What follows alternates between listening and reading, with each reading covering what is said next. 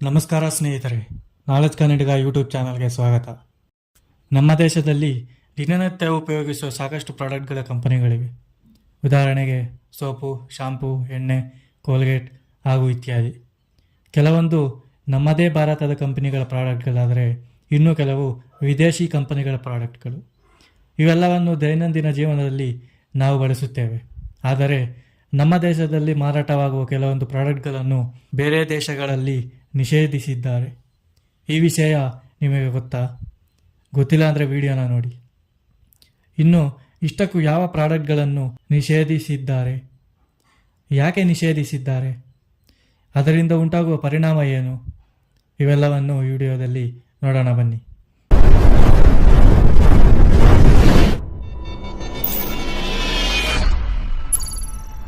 ಮೊದಲನೆಯ ಪ್ರಾಡಕ್ಟ್ ಬಂದು chewing gum ಅಥವಾ ಬಬಲ್ ಗಮ್.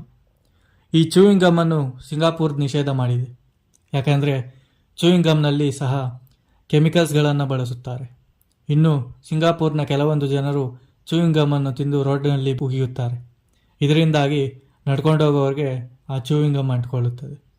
ಇದಲ್ಲದೆ ರೋಡ್ಗಳು ಸಹ ತುಂಬ ಗಲೀಜಾಗುತ್ತದೆ. ಈ ಎಲ್ಲ ಸಮಸ್ಯೆಗಳಿಂದಾಗಿ ಸಿಂಗಾಪುರ್ ತಮ್ಮ ದೇಶದಲ್ಲಿ ಚೂಯಿಂಗ್ ಗಮ್ಮನ್ನು ನಿಷೇಧಿಸಿದೆ. ಇನ್ನು ಎರಡನೇ ಪ್ರಾಡಕ್ಟ್ ಬಂದು ವಿಕ್ಸ್. ಈ ವಿಕ್ಸ್ನ ಅಡ್ವರ್ಟೈಸ್ಮೆಂಟ್ನ ನಾವು ತುಂಬ ಸರಿ ನೋಡೇ ಇರ್ತೀವಿ. ಕೆಮ್ಮು ಮತ್ತು ಗಂಟಲ ಕೆರೆತಕ್ಕೆ ವಿಕ್ಸ್ ಮಾತ್ರೆ ತಗೊಳ್ಳಿ, ಕಿಚ್ಚು ದೂರಗೊಳಿಸಿ ಅಂತ ಅಡ್ವರ್ಟೈಸ್ಮೆಂಟ್ನಲ್ಲಿ ಹೇಳ್ತಾರೆ. ಆದರೆ ಈ ವಿಕ್ಸನ್ನು ಯುರೋಪಿಯನ್ ಕಂಟ್ರೀಸ್ಗಳು ನಿಷೇಧ ಮಾಡಿವೆ.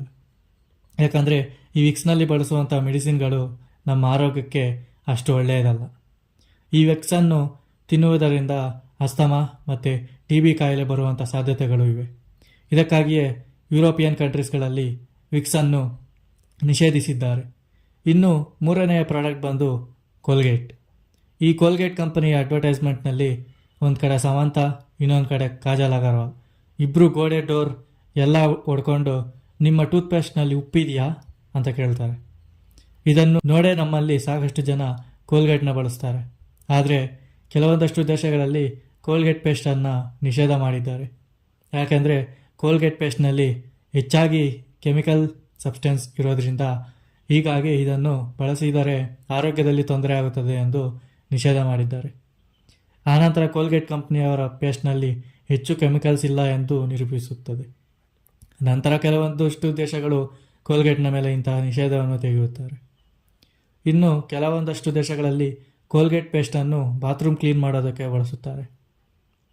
ಇನ್ನು ನಾಲ್ಕನೆಯ ಪ್ರಾಡಕ್ಟ್ ಬಂದು ಪೆಸ್ಟಿಸೈಡ್ಸ್. ಬೆಳೆದ ಬೆಳೆಯನ್ನು ಕಾಪಾಡಿಕೊಳ್ಳುವುದಕ್ಕೆ ನಾವು ಪೆಸ್ಟಿಸೈಡ್ಸ್ಗಳನ್ನು ಹೊಲದಲ್ಲಿ ಬಳಸುತ್ತೇವೆ. ಆದರೆ ಫಾರಿನ್ ಕಂಟ್ರೀಸ್ಗಳಲ್ಲಿ ಅನೇಕ ಪೆಸ್ಟಿಸೈಡ್ಸ್ಗಳನ್ನು ನಿಷೇಧಿಸಿದ್ದಾರೆ.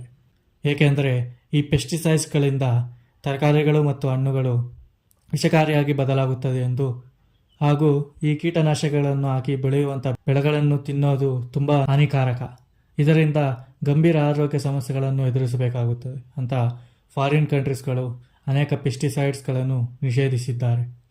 ವರ್ಲ್ಡ್ ಹೆಲ್ತ್ ಆರ್ಗನೈಸೇಷನ್ ಕೂಡ ಕೀಟನಾಶಕಗಳನ್ನು ಬೆಳೆಗಳಿಗೆ ಬೆಳೆಸೋದು ತುಂಬ ಅಪಾಯಕಾರಿ ಅಂತ ಹೇಳಿದ್ದಾರೆ. ಆದರೆ ಫಾರಿನ್ ಕಂಟ್ರೀಸ್ಗಳಲ್ಲಿ ನಿಷೇಧ ಮಾಡಿರುವಂತಹ ಪೆಸ್ಟಿಸೈಡ್ಗಳನ್ನು ನಮ್ಮ ದೇಶದಲ್ಲಿ ನಮ್ಮ ರೈತರು ಬೆಳೆಗಳನ್ನು ಕಾಪಾಡಿಕೊಳ್ಳುವುದಕ್ಕೆ ಬೇರೆ ದಾರಿ ಇಲ್ಲದೆ ಅದನ್ನು ಬಳಸುತ್ತಿದ್ದಾರೆ. ಇದರಿಂದಾಗಿಯೇ ನಮ್ಮ ದೇಶದ ಜನಗಳ ಆರೋಗ್ಯದ ಸ್ಥಿತಿ ಹದಗೆಟ್ಟಿದೆ. ಐದನೆಯ ಪ್ರಾಡಕ್ಟ್ ಬಂದು ಹನಿ ಅಥವಾ ಜೇನುತುಪ್ಪ.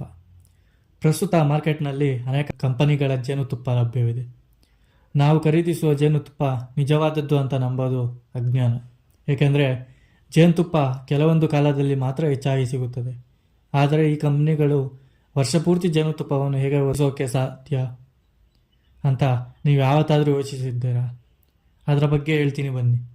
2010ರಲ್ಲಿ ನಡೆದ ಸಂಶೋಧನೆಯ ಪ್ರಕಾರ ಬಹುತೇಕ ಬ್ರ್ಯಾಂಡ್ಗಳ ಜೇನುತುಪ್ಪದಲ್ಲಿ ಆಂಟಿಬಯೋಟಿಕ್ ಮತ್ತು ಕೃತಕ ಸಕ್ಕರೆ ಕಂಡುಬಂದಿದೆ. ಈ ಕಾರಣದಿಂದಾಗಿ UK, US ಅಲ್ಲಿ ಕೆಲವು ಭಾರತೀಯ ಜೇನುತುಪ್ಪ ಬ್ರ್ಯಾಂಡ್ಗಳನ್ನು ನಿಷೇಧಿಸಿದ್ದಾರೆ. ಇನ್ನು ಇಷ್ಟೆಲ್ಲ ಇದ್ದರೂ ಪ್ಯೂರಿಟಿ ಟೆಸ್ಟನ್ನು ನಮ್ಮ ಭಾರತದಲ್ಲಿ ಮಾಡೋದಿಲ್ಲ. ಇದರಿಂದಾಗಿಯೇ ನಮ್ಮ ದೇಶದಲ್ಲಿ ಎಷ್ಟೇ ಕಲಬೆರಕೆ ಜೇನುತುಪ್ಪ ಇದ್ದರೂ ಜೇನುತುಪ್ಪದ ಕಂಪನಿಗಳು ತಮ್ಮ ಬ್ರ್ಯಾಂಡ್ಗಳನ್ನು ಭಯವಿಲ್ಲದೆ ಮಾರಾಟ ಮಾಡುತ್ತಿವೆ. ಇನ್ನು ಆರನೆಯ ಪ್ರಾಡಕ್ಟ್ ಬಂದು ರೆಡ್ ಬುಲ್. ಇದೊಂದು ಎನರ್ಜಿ ಡ್ರಿಂಕ್. ಈ ರೆಡ್ ಬುಲ್ ಕುಡಿದರೆ ರೆಕ್ಕೆಗಳು ಬರುತ್ತದೆ ಹಾಗೂ ಎನರ್ಜಿ ಡಬಲ್ ಆಗುತ್ತದೆ ಎಂದು ಅಡ್ವರ್ಟೈಸ್ಮೆಂಟ್ಗಳಲ್ಲಿ ನಾವು ನೋಡುತ್ತೇವೆ. ಆದರೆ ಫ್ರಾನ್ಸ್ನಂತಹ ದೇಶಗಳಲ್ಲಿ ಈ ರೆಡ್ ಬುಲ್ಲನ್ನು ನಿಷೇಧಿಸಿದ್ದಾರೆ. ಏಕೆಂದರೆ ಈ ರೆಡ್ ಬುಲ್ನಲ್ಲಿ ಟೌರಿನ್ ಅನ್ನೋ ಒಂದು ಆ್ಯಸಿಡ್ ಜಾಸ್ತಿ ಪ್ರಮಾಣದಲ್ಲಿದೆ. ಈ ಆ್ಯಸಿಡ್ ಜನಗಳ ಆರೋಗ್ಯವನ್ನು ಹಾಳು ಮಾಡುತ್ತದೆ. ಇನ್ನೂ ಹೆಚ್ಚಾಗಿ ರೆಡ್ ಬುಲ್ಲನ್ನು ಕುಡಿಯೋದ್ರಿಂದ ಹಾರ್ಟ್ ಪ್ರಾಬ್ಲಮ್ ಬರುವಂಥ ಸಾಧ್ಯತೆ ಇದೆ. ಇದಕ್ಕಾಗಿಯೇ ಈ ರೆಡ್ ಬುಲ್ಲನ್ನು ಫ್ರಾನ್ಸ್ ದೇಶ ನಿಷೇಧಿಸಿದೆ. ಆದರೆ ನಮ್ಮ ಭಾರತದಲ್ಲಿ ಮಾತ್ರ ಇದು ಮಾರಾಟವಾಗುತ್ತಿದೆ. ಇದನ್ನು ಯಾರು ಕೇಳೋರೇ ಇಲ್ಲ. ಇದಾಗಿತ್ತು ಇವತ್ತಿನ ವಿಡಿಯೋ. ಇವುಗಳಲ್ಲಿ ನೀವು ಯಾವುದನ್ನು ಬಳಸುತ್ತಿಲ್ಲ ಎಂದು ಮರೆಯದೆ ಕಮೆಂಟ್ ಮಾಡಿ ಹಾಗೂ ವಿಡಿಯೋನ ಲೈಕ್ ಮಾಡಿ, ಶೇರ್ ಮಾಡಿ ಹಾಗೂ ಚಾನಲ್ನ ಸಬ್ಸ್ಕ್ರೈಬ್ ಮಾಡಿ. ಧನ್ಯವಾದಗಳು.